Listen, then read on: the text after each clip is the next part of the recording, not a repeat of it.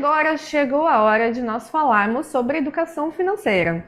Esse é um tema que tem sido muito discutido pelo ecossistema financeiro e ganha cada vez mais relevância na sociedade, dado o seu poder de transformação e de permitir que sejam realizados sonhos. O Evandro Mello, CEO da ONG Multiplicando Sonhos, vai ser o mediador dessa conversa entre o Alexandre Lara, CEO da Blue 365, Cristiane Amaral, gerente de Inclusão e Educação Financeira da Fundação Sicredi, e Gabriela Torquato, head do Instituto XP. É com você agora, então, Evandro. Combinado, Carol. Oi, pessoal. Bom dia mais uma vez. Estamos aqui no painel hoje para falar de educação financeira de verdade. E eu queria, primeiramente, começar apresentando os nossos painelistas para que eles possam se apresentar pessoalmente e também profissionalmente, enfim, naquilo que eles têm conduzido. Então, eu vou começar por você, Cristiane Amaral, da Sicredi. Se você pudesse apresentar para a gente, por favor. Claro, vamos lá. Primeiro dizer que é um prazer estar aqui com vocês, representando o Sicredi, falando de um tema tão relevante, né, como a educação financeira, e podendo compartilhar um pouco do que o Sicredi faz também. Então, eu sou Cristiane Amaral, eu sou mãe do Pedro, eu tenho mais de 20 anos de cooperativismo e acredito muito, né, no modelo cooperativista, né, como um modelo de desenvolvimento local, um modelo que desenvolve as comunidades onde está presente e que tem tudo a ver com a educação financeira. Então, estou bem contente aqui de estar aqui trilhando esse caminho com vocês. Atualmente, eu estou como gerente de inclusão e educação financeira da Fundação Sicredi, a fundação que desenvolve os programas de educação do Sicredi e que, no dia a dia, as nossas cooperativas é que colocam eles na prática, que implantam em escolas, que fazem as oficinas com os associados. A gente vai falar um pouquinho sobre isso hoje, então. Obrigada. Obrigado, Cristiane. E para uma amiga também de jornada que a gente já se conhece de outros tempos, Gabriela Torquato, do Instituto XP. Gabi, se você pudesse apresentar para a gente, por favor. Obrigada, Evandro. Obrigada aqui da equipe do Cantarina. É um prazer imenso estar aqui nesse evento tão importante. Como a Cristiane comentou, é um tema urgente, né? A gente precisa falar sobre educação. É, e eu tenho, inclusive, foquei a minha carreira nesse olhar para a educação, trabalhando aí há mais de 10 anos, liderando iniciativas, né, de organizações sociais, especialmente com esse foco em educação, que também é a minha área de estudo, né? Tenho um mestrado em gestão e políticas públicas com foco em educação, também com um viés não só de desenvolvimento de competência, mas também para o olhar para a educação especial. É, e aqui estou atualmente nessa cadeira de head do Instituto XP, olhando para todas as iniciativas sociais do Grupo XP Inc. E também de diversidade, o nosso foco, né, especial do Instituto onde a gente nasceu foi com esse olhar para a educação financeira. Então vai ser um prazer poder contar um pouquinho mais para vocês esse trabalho que a gente tem, né, desenvolvido e tudo que a gente quer também ajudar a fomentar no ecossistema com o apoio aqui desses parceiros, né, importantes de jornada. Obrigado, Gabriela. Agora a gente também vai ter o prazer de ouvir o Alexandre Lara, da Blue 365. Alexandre, se você pudesse apresentar para a gente, por favor. Claro, bom dia, Evandro, amigos aí. Cantarino, bom revê-lo. Bom dia a todo mundo. Eu sou Alexandre, sou fundador da Blue 365, é uma fintech que ajuda as empresas a melhorarem o relacionamento com o seu cliente inadimplente, né? A melhorarem a efetividade nesse espaço aí tão difícil, né? Então, quando fala de economia, quando a gente fala de educação financeira na prática, eu estou bastante ligado aí nessa outra, né, parte aí que é na prática, entendendo bastante os desafios do dia a dia que muitas vezes, né, levaram o cliente aí das instituições financeiras e outras, né, a ficarem numa situação bastante difícil. Blue 365 significa a gente ajuda seus clientes a ficarem no azul todos os dias do ano. A gente recebeu vários prêmios, um dos mais significativos foi do MIT, como sendo uma empresa, né, de impacto e uma das mais que despontam nesse tema na América Latina, entre outros prêmios aqui no Brasil, como o GovSP aqui em São Paulo, Caixa Econômica Federal, entre outros. Então vai ser um prazer poder contribuir um pouquinho mais com esse olhar mais prático aí desse tema. Obrigado, Alexandre, obrigado a todos vocês. E nesse painel o que nos une é o tema da educação financeira, né? Principalmente falar da importância da educação financeira, pensando não só agora, mas pensando numa construção a médio e longo prazo, quando a gente fala da educação financeira. E a gente bem sabe que trabalhar a educação financeira requer também trabalhar uma junção de políticas públicas e uma junção de outros projetos para que a gente possa ter cada vez mais uma evolução de educação financeira. E aí, aqui, especialmente no estado de São Paulo, a gente viu esse início de ano que os alunos eles retornaram para as aulas com uma matéria extra, pode-se dizer assim, que é a educação financeira, algo que tanto nos une aqui nesse painel. E esse foi até um discurso que vinha de alguns governantes sobre a importância de trabalhar a educação financeira atrelado a outros contextos, para que essa junção de política pública pudesse, então, acontecer ao longo dos próximos anos. E aí eu acho que, diante disso, eu acho que é importante a gente debater um pouquinho de como vocês, nas empresas de vocês e até na vida pessoal de vocês, tem trazido o tema de educação financeira e tem desenvolvido algumas iniciativas. E aí, Cristiane, eu gostaria de começar com você. E aí, a pergunta como a Sicredi tem oferecido para os seus associados programas de educação financeira, como a Sicredi tem levado esse programa para as cooperativas, enfim, como vocês têm apresentado a educação financeira na ponta? Eu acho que essa é a pergunta. Perfeito, vamos lá então. Primeiro, vou só explicar rapidamente assim como que funciona, né, a questão dos programas. A Fundação Sicredi, né, a qual eu represento, desenvolve os programas e coloca à disposição das nossas cooperativas. O Sicredi hoje tem 105 cooperativas espalhadas em todo o Brasil e mais de 2.000 agências. Nós estamos hoje em todos os estados e no Distrito Federal. Então, as nossas cooperativas levam a educação financeira para os associados e, importante dizer também, para não associados. Isso também é um ponto bem importante. O Sicredi ele não faz educação financeira só para quem já é seu associado, e sim para as comunidades onde ele está presente, inclusive dentro das escolas também. Então, a gente procura abranger aí desde o início, muito acreditando que se todos nós tivéssemos tido educação financeira na escola, hoje nós não teríamos tanta inadimplência, não teríamos tantos endividados, né, no Brasil. E quando conversávamos aqui um pouco antes, né, sobre o painel, eu sei que os colegas também têm esse olhar de o que fazer para transformar a vida das pessoas por meio de educação financeira, e o Sicredi acredita nisso. Nós temos o programa Cooperação na Ponta do Lápis, cujo o seu objetivo o seu propósito, cooperar para uma vida financeira sustentável. Então, a gente procura realmente cooperar com os nossos associados para que eles tenham essa vida financeira sustentável. E o que eu destacaria, né, de mais importante desse programa é que ele tem o viés comportamental. Então, qual é a ideia? O Sicredi acredita que a educação financeira não é oferecer um produto, não é dar uma planilha para a pessoa dizer anotem aí os seus gastos e as suas receitas. E sim, o Sicredi acredita que a educação financeira é a transformação de comportamento. E é por meio dessa transformação do comportamento que a gente pode criar novos hábitos e a gente pode sim ajudar as pessoas a transformarem as suas vidas. A Gabriela falava também, né, nos nossos alinhamentos ali, eu vi que tu colocaste ali que é um tema que transforma, né, a vida das pessoas, e a gente acredita muito nisso. Por isso que, então, assim, as nossas cooperativas fazem oficinas, fazem cursos, né, para os nossos associados, tanto presencial como digitalmente, levando o programa Cooperação na Ponta do Lápis às nossas oficinas. E nós também temos uma plataforma de cursos online, que é o Sicredi na Comunidade, onde temos cursos de educação financeira para associados e não associados acessarem também. A gente acredita que o presencial e o digital precisam andar juntos, porque nós temos vários tipos de pessoas, e a gente precisa, né, impactar quem realmente precisa de conhecimento de educação financeira, e a gente acredita que pode transformar, sim, cooperando com isso. E o importante também, nós nos nossos programas, nas nossas oficinas, nós não falamos de produtos financeiros. A gente não vai lá para dizer o que o Sicredi tem de produto para oferecer para a pessoa. A gente vai lá para falar de como a pessoa melhora a sua relação com o dinheiro, como ela pode fazer o apontamento das suas despesas, como ela pode conseguir guardar dinheiro, ter uma renda extra. Esse trabalho de oferecer produtos e serviços, ele acontece lá na agência depois, quando a pessoa entra, quando ela vai ser abordada, aí sim para produtos e serviços. Eu destaco isso porque eu entendo que é um dos maiores diferenciais que a gente tem.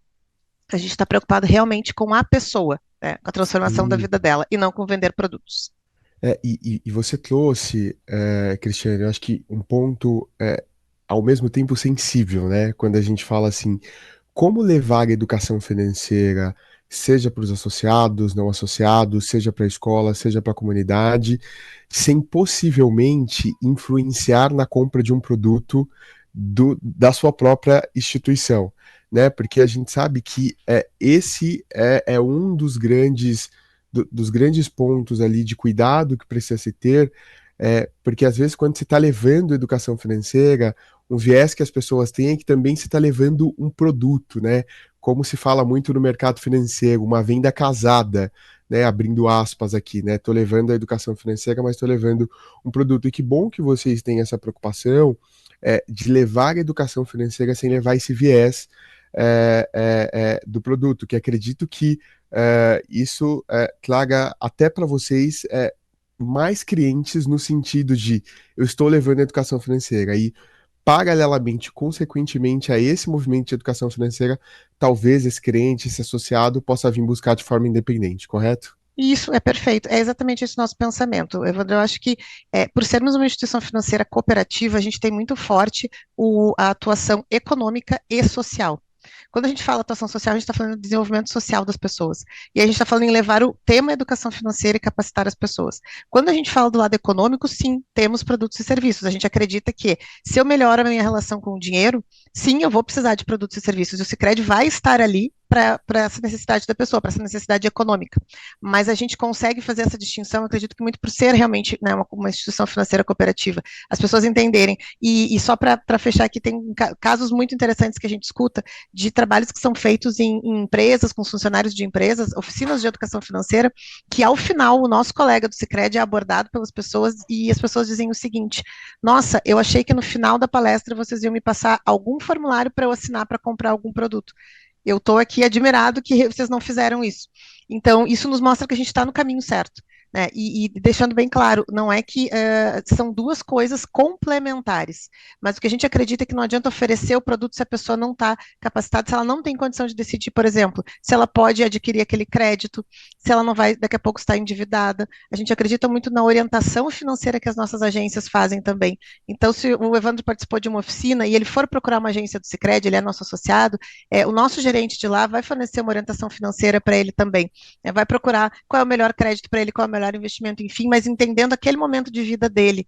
E quem sabe até se você for procurar antes de ter a oficina, ele pode até te oferecer.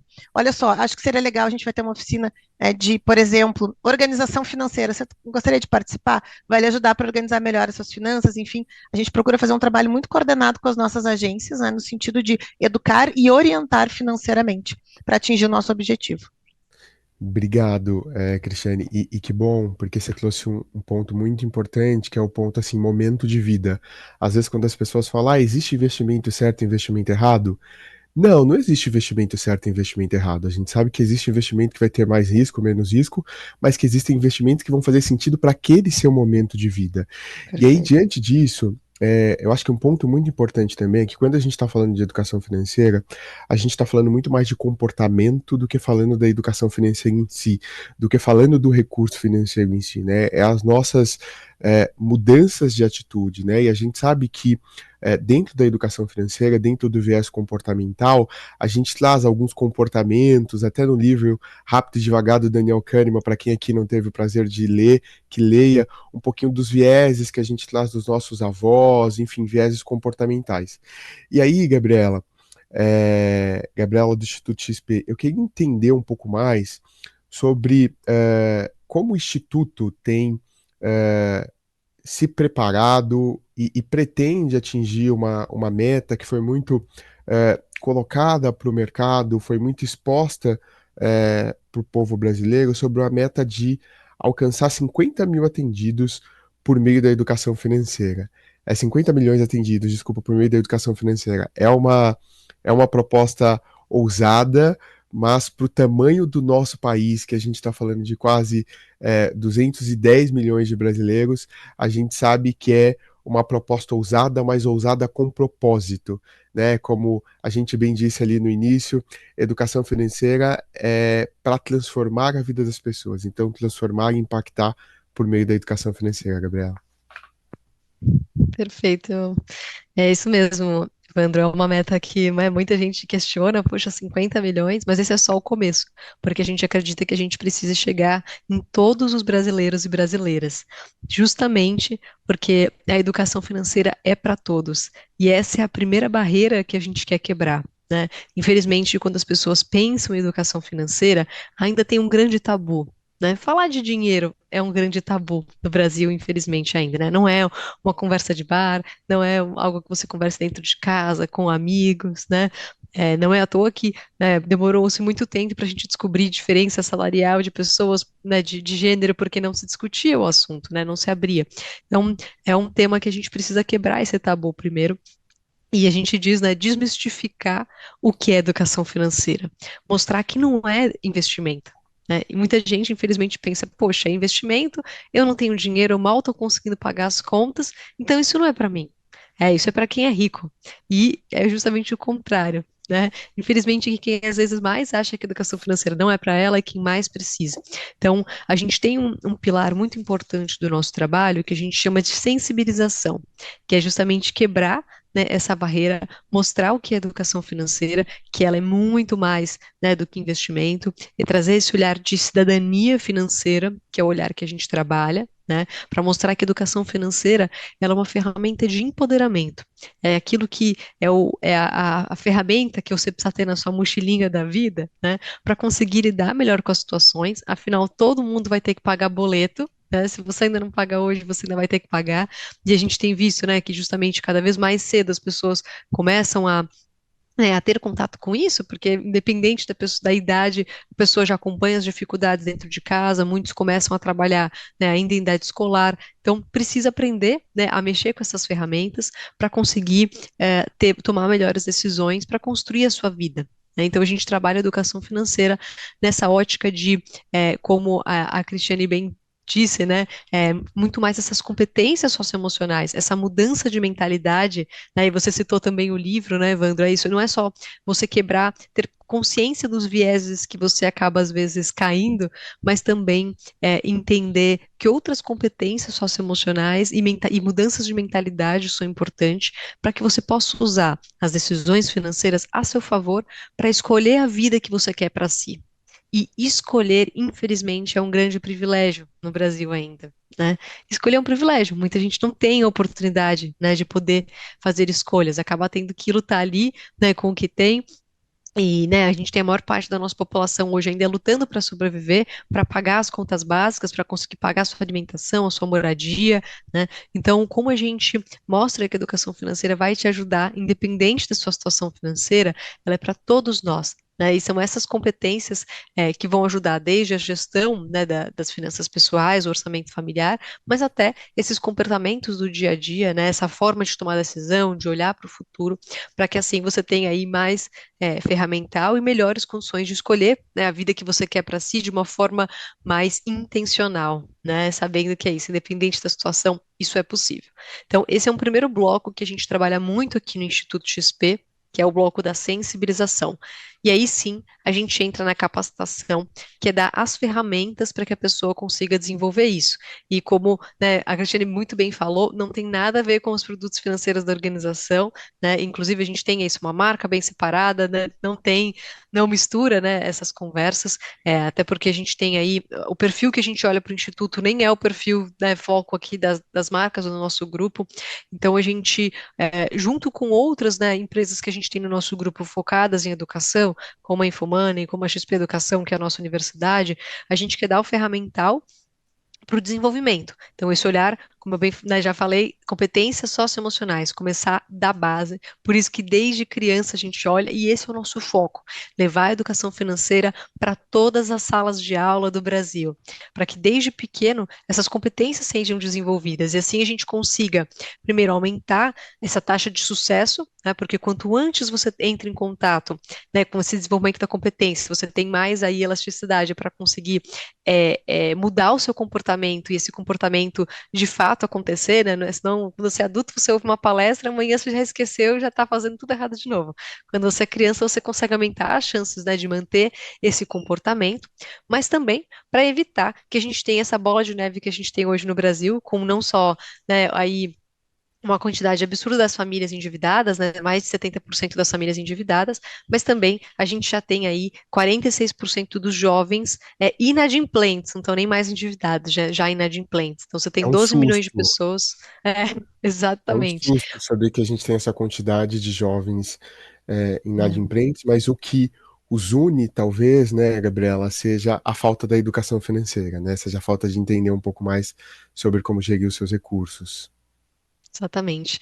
É isso. E desde jovem, né? Que é isso. A gente tem também um outro número que é outro susto, né? Prepare seus corações, que até 20 anos a gente já tem 18% desses jovens também endividados, né? É claro que isso também diz muito sobre a nossa situação de país, mas é importante que a gente une esforços, como você falou, não é uma organização ou outra. A gente precisa, como país, como sociedade, unir esforços para conseguir trabalhar. Né? E é por isso que o Instituto também tem uma das nossas iniciativas conseguir alavancar quem já está fazendo um trabalho muito relevante no Brasil, para que a gente consiga cada vez mais trabalhar em rede. Né? A gente precisa do governo, a gente precisa das instituições financeiras, né, do comprometimento, da responsabilidade delas, das organizações sociais, para que juntos a gente consiga trabalhar, né, e mostrar que a educação financeira, né, precisa ser desde já, e a gente quebrar, né, esse grande tabu, mostrar que, né, em todos os lugares, se a gente colocar ali, né, todo lugar que a pessoa vai olhar, toda atuação, ela vai olhar para a educação financeira de uma forma diferente, fica muito mais fácil,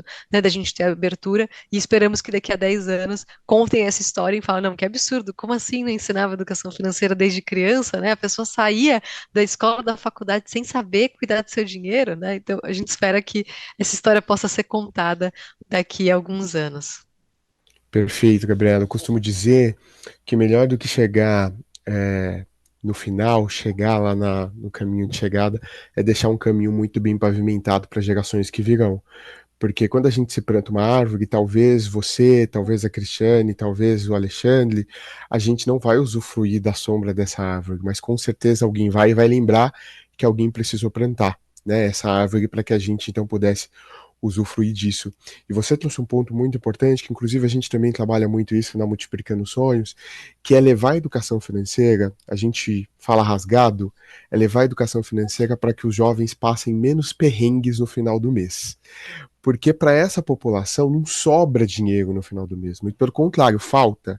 Então, como eu levo a educação financeira para que eles possam organizar as suas finanças, o seu rico dinheirinho, para que no final do mês eles possam passar menos perrengue? Porque você trouxe alguns dados muito importantes aqui de inadimplência, e a gente sabe que essa questão da inadimplência também vai muito voltado para a questão do profissional MEI, né, para a questão dos microempreendedores, para algumas empresas que também, enfim, estão aí inadimplentes. A gente tem um estudo do Serasa Experian que apresenta que 5,82%, desculpa, 5,82 milhões de empresas estão inadimplentes no nosso país. Então a gente tem um número muito alto de empresas que também estão inadimplentes e alguns dos seus microempreendedores que também estão inadimplentes e muitos deles por falta dessa organização financeira e talvez de separar o que é seu, o que é do negócio, isso acaba entrando um pouco no planejamento.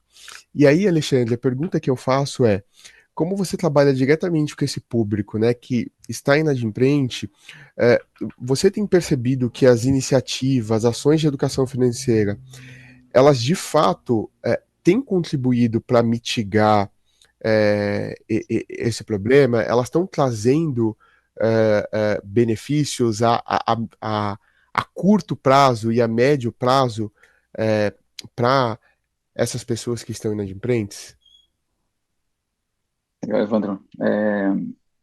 A resposta direta, sim, né? Mais curta. E elaborando um pouquinho, assim, porque esse espaço é tão importante. A gente fala de educação financeira, né? E tá aqui com vocês nesse painel, né? E o interesse de quem está ouvindo a gente agora é porque a gente está falando de um país, né, que tem 70 milhões, né, de pessoas, não só, né, e adultos, né, não só endividados, mas endividados a ponto de ter seu nome sujo.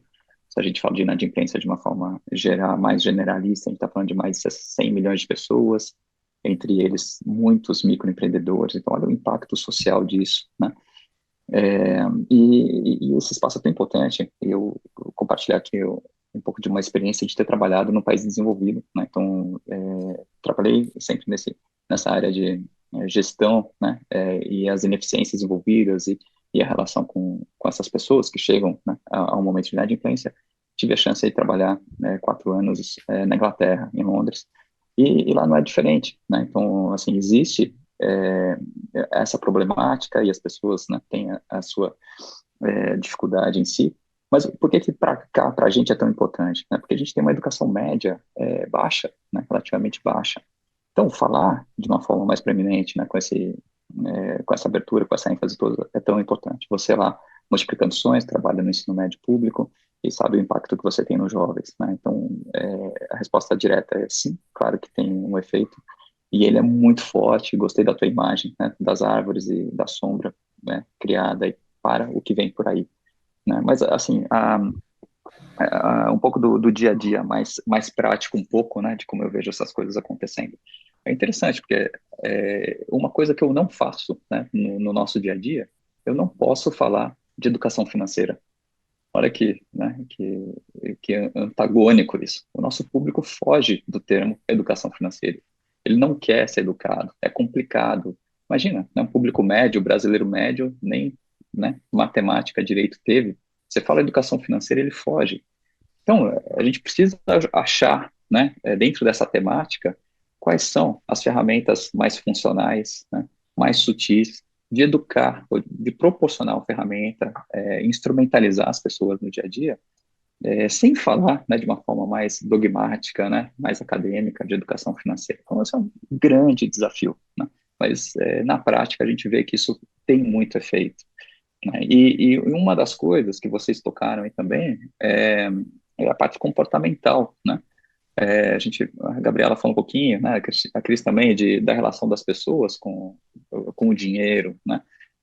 Desse aprendizado, né? E olha só, né? Quando a gente olha, né? Você falou desses dados, né? De inadimplência, quando a gente olha lá, né? Deu problema, né? Deu ruim, ou deu perrengue, né? Como você falou, a pessoa está com uma autoestima lá embaixo, porque o brasileiro médio, ele quer pagar, ele não está numa situação de inadimplência porque escolheu, né? Então, parte, né, do nosso trabalho é resgatar essa autoestima, né? De resgatar ferramentas para ele no dia a dia conseguir se reorganizar.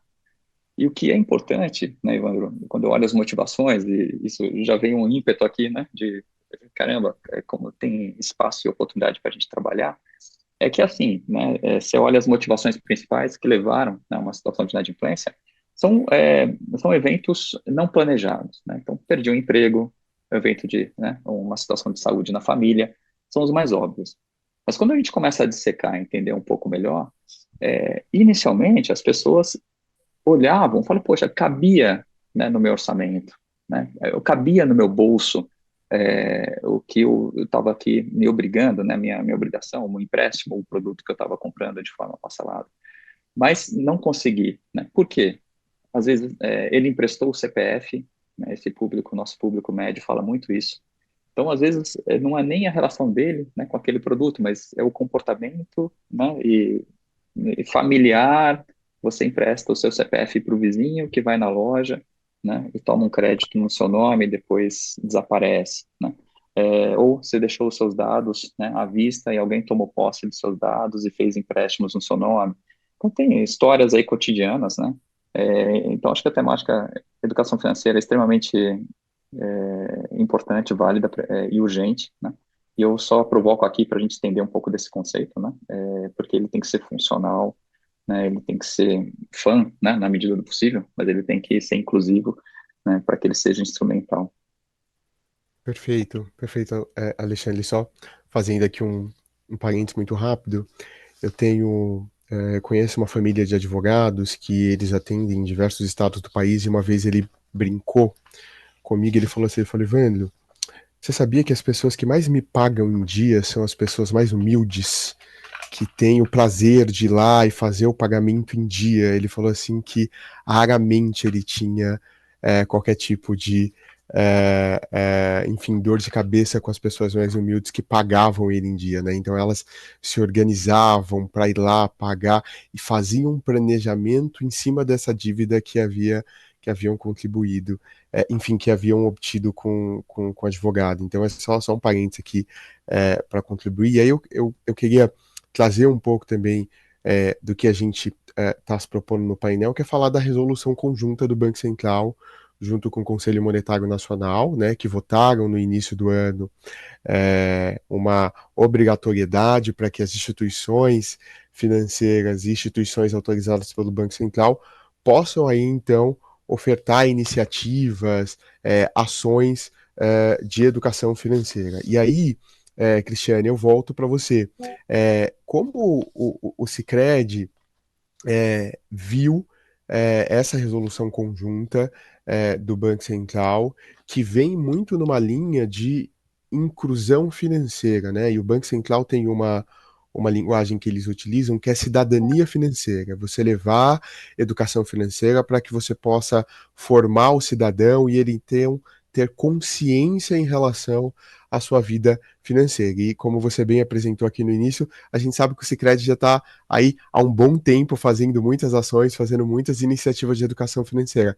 Mas acredito que essa resolução do Conselho Monetário Nacional, junto com o Banco Central, ela só corrobora para as iniciativas e ações que vocês já estão fazendo há um bom tempo, né, Cristiane? Isso aí, Evandro, perfeito.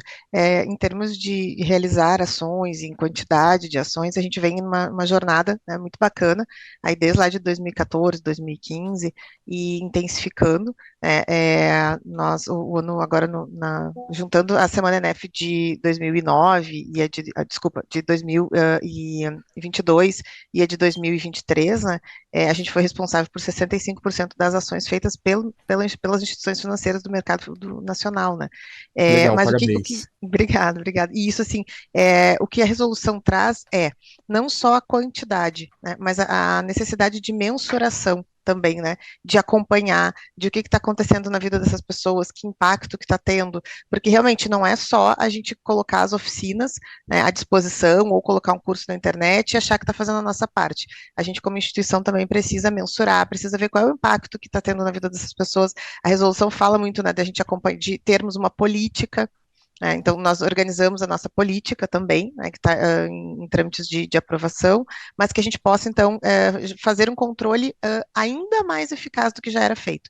Então, o que a gente tem em relação à resolução, né? Um acompanhamento das cooperativas que estão realizando ações, quais são os públicos que estão sendo impactados, quais são os conteúdos que estão sendo utilizados, e para que a gente consiga ter uma ideia, né, de efetividade, então, dessas ações, e agora também efetividade da política, né, a partir de 1º de julho, nós desenvolvemos um painel, né, um dashboard que nos mostra o que aconteceu com aquele associado que passou pelo programa de educação financeira. Como está a inadimplência, como está o risco, né, como está o crédito. Então, a gente consegue fazer o acompanhamento, né, também de algumas questões ligadas à vida financeira dele, para saber o que está acontecendo. Claro que isso com quem é, né, o nosso associado. Mas também para ter uma percepção da pessoa. Bom, o que a pessoa achou daquela oficina, daquela palestra que ela participou, nós também desenvolvemos um instrumento que é super simples, mas que tem nos dado muitos insights importantes, que é uma pesquisa de reação.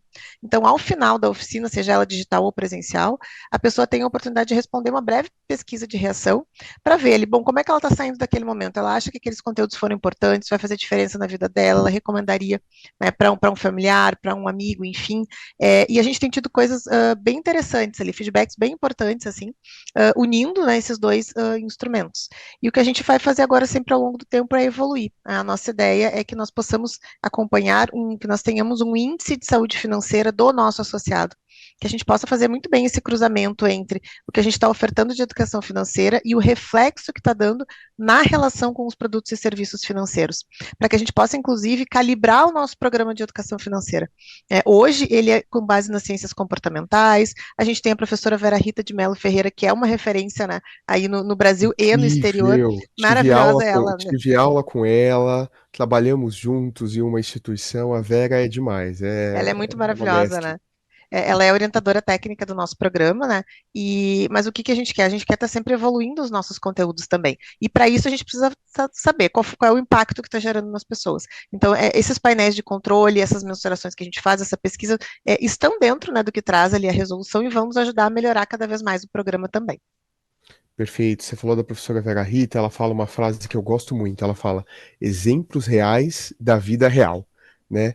E eu acho que quando você traz esse ponto de mensuração, Cristiane, é muito importante, porque não é só falar que gera impacto.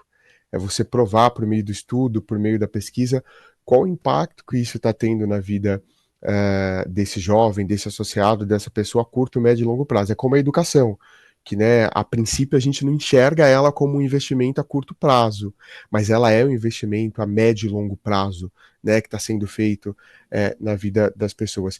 E aí tem um outro ponto quando a gente fala da educação financeira, é que a gente tem o lado positivo, principalmente dessa disseminação e desse acesso pelo meio digital, né, as questões digitais do mercado financeiro. Isso é muito bom, porque você, enfim, democratiza esse acesso, mas também tem um lado ruim, porque aí você tem muita informação e às vezes informação não fidedigna, informação não correta, as famosas fórmulas mágicas. Ah, invista R$ 100 durante X meses, que no final de 7 meses você vai ter 10 mil, né? Aquelas fórmulas mágicas que você fala, meu Deus do céu, né? E aí a gente vê constantemente as pessoas caindo em pirâmides. E aí eu vou para uma pergunta ainda dentro dessa resolução do Banco Central, direcionada para o Instituto XP, da Gabriela Torquato, que é assim, Gabriela, como o Instituto enxergou a resolução, mas também, né, por vocês aí estarem vinculados a um escritório de investimento que é a XP, quais são alguma das ações e iniciativas que vocês estão fazendo para que esse tema de educação financeira ele chegue nas pessoas que mais precisa, mas sem aquele viés eh, eh, de fórmulas que vão fazer sentido para todos.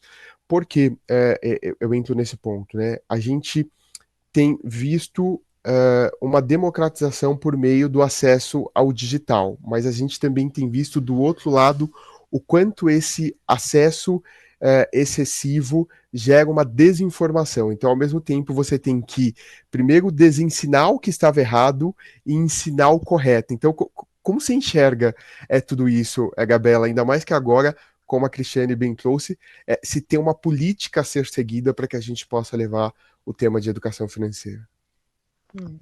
E como você falou, não só desaprender o errado, né, mas até saber como usar essas ferramentas de uma forma certa, porque quem muitas vezes está ali na internet poderia estar consumindo conteúdos adequados de educação financeira, mas muitas vezes não está, né, justamente por toda essa barreira que a gente já trouxe aqui, né, da educação financeira ser um tabu e a pessoa não querer aprender sobre o assunto. Mas o nosso foco tá justamente em conseguir chegar nessas pessoas que mais precisam, né? Esse é o nosso objetivo principal dentro do Instituto XP.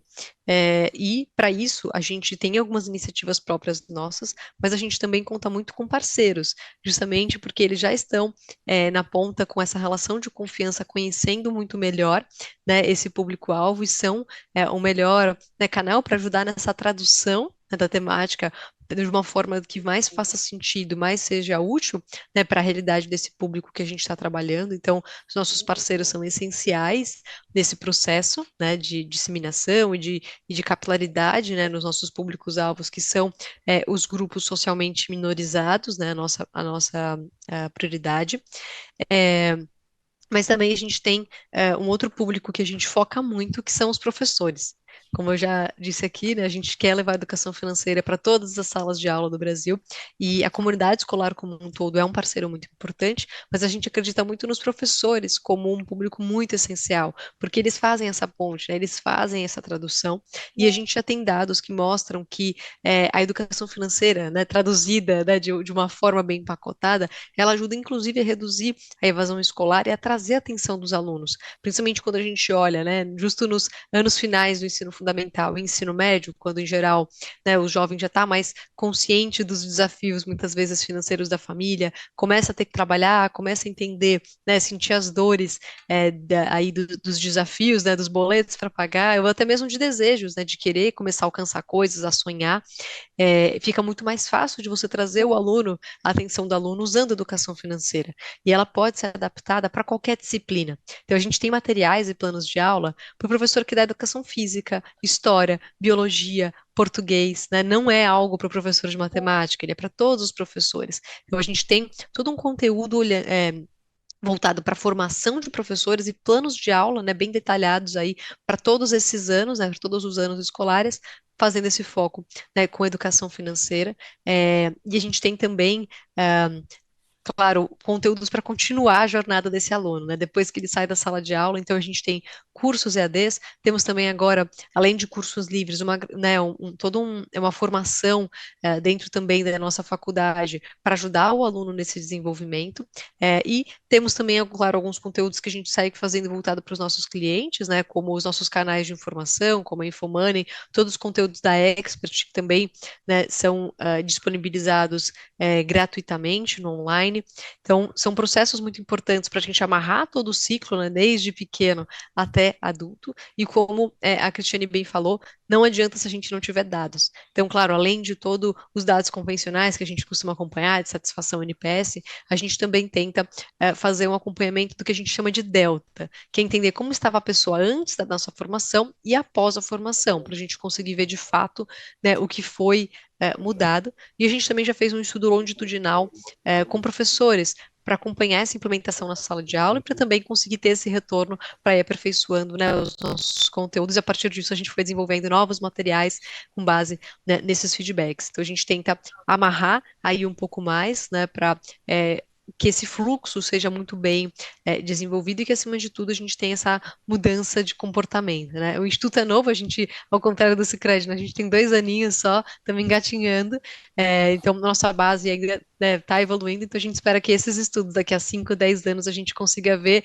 né, lá no futuro a diferença do comportamento financeiro e faça não ser mais uma pessoa endividada, não entrar nas estatísticas das pessoas endividadas e inadimplentes. E que bom, Gabriela, que você trouxe esse ponto, porque de fato a educação financeira ela tem que ser trabalhada em conjunto, né?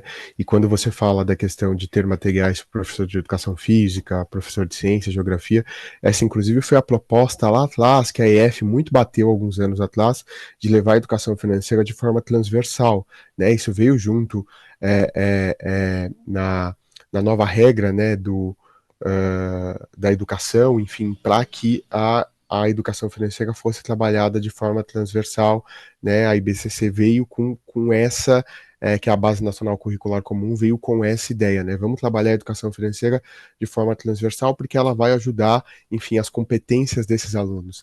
E quando você fala do ensino médio, do final, esse é um dado, inclusive, que a Multiplicando também tem tido muito, que assim, principalmente nos anos finais do ensino médio, a gente percebe que a educação financeira, o aluno ele fica ainda mais interessado, porque é o aluno que já trabalha, é o aluno que está estudando, é o aluno que ajuda na renda familiar. Então, para ele casa muito bem entender sobre como organizar essas finanças, até para que ele não se torne inadimplente no futuro, né? Que aí, Alexandre, eu trago isso para você, assim, quais são as ações, enfim, que a Bru tem feito para que se possa, enfim, diminuir a inadimplência dos seus clientes em relação ao mau uso do seu dinheiro, né? E o que leva eles à inadimplência. Então, o que a Bru tem feito, assim, e queria entender um pouco das iniciativas, até dentro dessa nova resolução do Banco Central, o que você mais tem percebido que tem levado os clientes ao mau uso, né, dos produtos financeiros e como vocês têm levado as iniciativas de conscientização para que eles não possam se tornar clientes inadimplentes aí no futuro? Evandro, olha, eu tenho um reloginho na minha frente mostrando 14 segundos agora. Então, eu vou me estender 1 minutinho aqui pelo menos, tá bom? Mas a Perfeito. resposta seria bastante extensa, né? Acho que o dia a dia nosso é esse, né? Levar ferramentas para o cliente.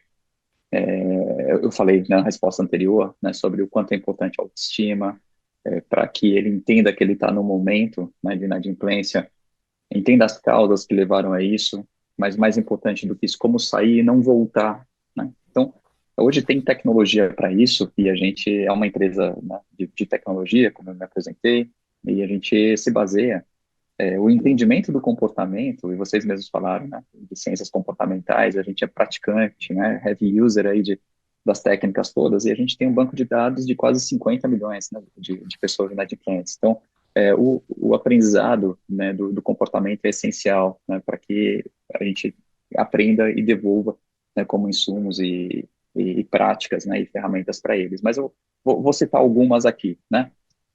Técnicas aí que a gente usa e está envolto, né, nesse guarda-chuva de entender o que é a dificuldade do cliente, a raiz, né, do problema e ajudá-lo a passar por cima, dar a volta por cima, né?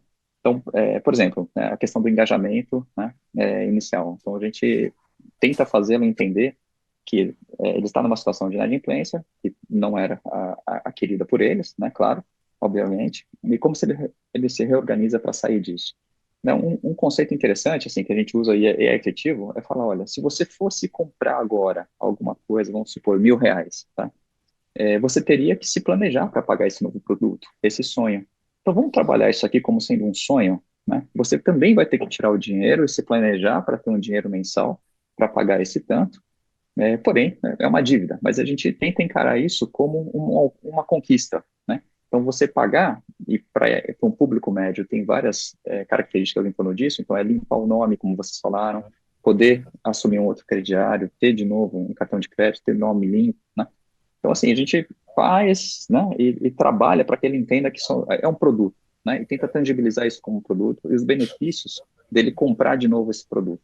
Então, a gente dá parabéns, né, se ele paga, legal, e a comunicação é toda bacana, né, as mídias, os visuais. Enfim, eu estou dando um exemplo, mas, assim, tem muitos outros. A gente trabalha muito, você falou dos índices de inadimplência de microempreendedores, né? A gente trabalha muito com empreendedoras, né, em venda direta. Então, se matemática financeira e a organização, né, do cliente no uso do cartão de crédito já é difícil, imagina uma empreendedora que precisa comprar um produto para revendê-lo, saber quanto estoca, técnicas de venda, né, se há uma dificuldade da cliente dela, né, como que ela organiza as clientes, como que ela cobra as clientes, né, não vende fiado e por aí vai. Então, a gente vai entendendo os públicos específicos. Esse é um caso em que a gente gera conteúdo, a gente gera parcerias. A gente fez uma parceria fantástica com a Artemisia, né, que vocês devem conhecer, geração de consumo, geração de conceitos e engajamento, né, da empreendedora para que ela, né, tenha um negócio mais saudável. Mas, enfim, poderia ficar aqui, né, a manhã toda falando disso, né? Mas acho que tem uma coisa que eu queria deixar aí como provocação de novo, que é aprender. A gente acha que a educação, né, financeira é a gente ensinar. Então, a gente se coloca numa posição de aprendizado. Então, a gente vai a campo. E aí fica a dica aí, instituições financeiras, quem estiver nos ouvindo, nada melhor do que ir a campo, e a gente faz muitos trabalhos. Os colaboradores da Blue vão a campo. Cantarino conhece alguns dos nossos trabalhos e ONGs aí que a gente ajuda, para entender, né, qual que é a problemática real. Então, é super importante isso. Então, a gente se coloca primeiro numa posição de aprendizado.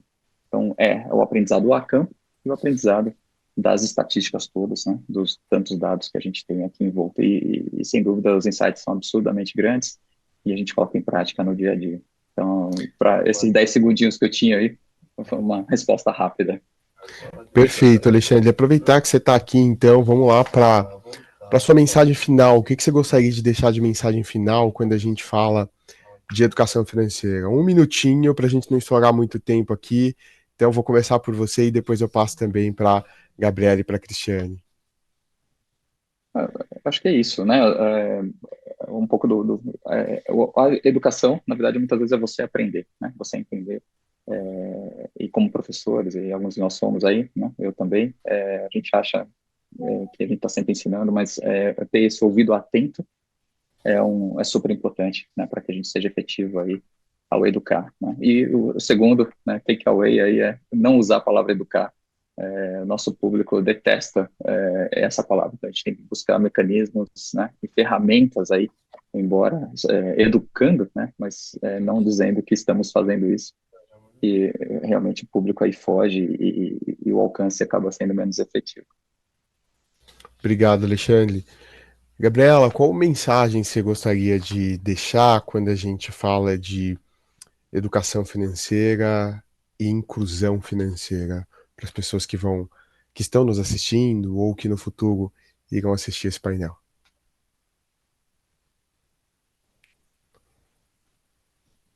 Você está em mudo. Eu acho que você está no mudo, Gabriela.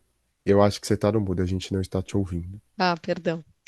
Eu acho que o primeiro ponto é que a educação financeira ela é responsabilidade de todos nós, né? E muitas vezes a gente fica, né, falando, tem que ser um, tem que ser o outro, qual é o papel de cada um, mas ela é uma responsabilidade de todos nós como sociedade, porque todos nós também vivemos as consequências disso, né? Pouco se fala sobre qual que é o impacto para o país da gente ter uma taxa de endividamento e de inadimplência tão alta no nosso país, né? O quanto essa falta de conhecimento financeiro prejudica o nosso desenvolvimento social. Claro que isso é também, isso entra na discussão de desigualdades e também entra na discussão do desenvolvimento econômico e social, mas pensando por esse lado, se a gente tivesse mais pessoas consumindo de uma forma adequada, qual que é o desenvolvimento que isso traria, né? Principalmente quando a gente olha, né, para a realidade do Brasil, para os pequenos municípios, em que muita gente ali está ali presa, amarrada, não conseguindo fazer suas escolhas, né, está deixando de viver bem por causa, né, dessa falta de conhecimento. Então, não é só sobre desenvolvimento social, isso também é uma discussão de desenvolvimento econômico, né? Entender, se falar mais sobre as consequências disso, o impacto para o país pode ser um caminho para que a gente consiga trazer mais pessoas para a mesa. É claro que essa delimitação do Banco Central é fundamental, porque as instituições financeiras, né, passam a ter cada vez mais responsabilidades e ser cobradas por isso, que é ótimo, né, porque a gente quer mais pessoas na mesa fazendo um trabalho importante, mas que a gente também consiga ultrapassar esses espaços e ter mais agentes da sociedade, né, contribuindo com essa discussão, seja levando isso para a sala de aula, né, levando isso para a comunidade escolar, para as famílias também, né, para os empreendedores e para tantos outros agentes que a gente precisa envolver, né, para potencializar o desenvolvimento do nosso país e, acima de tudo, né, como a gente sempre acredita aqui no Instituto, para que a gente consiga que as pessoas tenham esse privilégio de poder fazer escolhas melhores e escolher a vida que querem para si. Né? É isso, é sobre liberdade, é sobre empoderamento. Obrigado, Gabriela. Cristiane, com você, para a gente fechar, qual a mensagem que você quer deixar sobre educação financeira, inclusão financeira de verdade? Minha mensagem, Evandro, tem a ver com compartilhamento, com trabalho em rede, com nós estarmos efetivamente preocupados uns com os outros, né? Nós falamos muitas vezes nas nossas oficinas que é uma pessoa que tenha absorvido algum conhecimento sobre a sua relação com o dinheiro. Para quantas pessoas mais ela consegue passar isso, né? Com quantas pessoas mais ela consegue compartilhar? Então, que nós todos sejamos agentes de educação financeira, né? Chamando ou não de educação, concordo com o Alexandre, que às vezes assusta, né? Mas que cada um de nós assuma um lugar de o que eu posso fazer. Cada um de nós que está aqui, cada um que está nos assistindo, e que também, né, uma coisa que seria muito importante e eficaz é que todos os agentes do Brasil que pudessem fazer algo em educação financeira realmente fizessem com o olhar que nós comentamos hoje aqui no painel, de auxiliar as pessoas na sua relação com o dinheiro. A colheita dos produtos e serviços, ela vem depois, ela é uma consequência natural, né? Então, que a gente possa se conscientizar de realmente o que é a educação financeira, né? Como a gente pode influenciar a vida das pessoas. E aí, primeiro com a educação, e depois vem o lado econômico como consequência. Essa é a minha mensagem final. Olha, eu quero agradecer a todos vocês, acho que foi um debate muito rico. Eu também quero deixar aqui a minha frase de final, que eu sempre falo para as pessoas valorize quem acredita nos seus rascunhos. Essa é a primeira mensagem que eu queria deixar, porque quando uma ideia depois ela dá muito certo, é muito fácil as pessoas chegarem e falar, nossa, eu acreditei. Então, a mensagem que eu deixo para todos vocês é valorizem quem acredita nos rascunhos de vocês. E a segunda mensagem vai muito com o que você acabou de falar, Cristiane. Se a gente tem uma pessoa sendo impactada, já valeu o nosso trabalho de levar a educação financeira. Porque de gota em gota a gente não enche o oceano, então de um em um a gente chega lá, né? Então, quero agradecer a todos vocês e que daqui a alguns anos a gente possa estar aqui num outro painel, Cantarino, debatendo os avanços da educação financeira e o quanto que essa sementinha que foi plantada germinou, floresceu e gerou bons frutos. Então, muito obrigado a todos vocês. Obrigado, pessoal.